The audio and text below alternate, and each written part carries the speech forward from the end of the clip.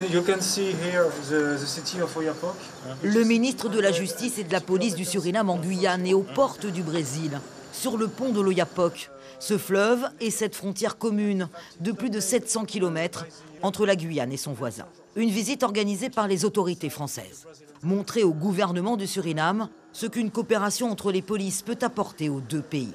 De ce côté de la frontière, les polices françaises et brésiliennes travaillent ensemble. Entre la France et le Suriname, des accords de coopération ont été signés le 15 mars à Paris. Il faut maintenant les concrétiser. Nous avons plusieurs défis à relever au Suriname. Il y a la corruption, la coopération policière, le partage des compétences avec les sapeurs-pompiers. Nous avons des problématiques urgentes. Donc le cœur de ma visite est d'échanger sur tous ces points. Le nouveau gouvernement du Suriname élu en 2020 travaille déjà avec les autorités françaises. Les bénéfices d'une coopération franco-surinamaise semblent aujourd'hui être un point de vue partagé de part et d'autre de la frontière du Maroni.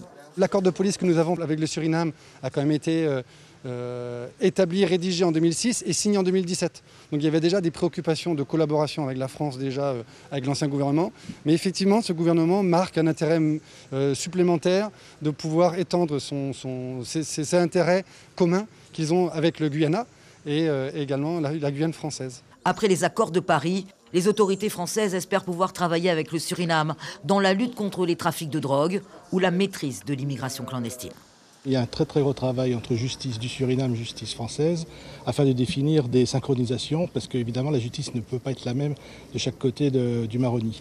Donc on travaille sur la forme, on travaille sur le fond et c'est tout l'intérêt de montrer quelque chose qui marche afin de pouvoir le copier et le coller et ce qui permettra aussi aux forces françaises de sécurité intérieure d'être sur deux dynamiques, mais en même temps deux dynamiques pour protéger les Guyanais.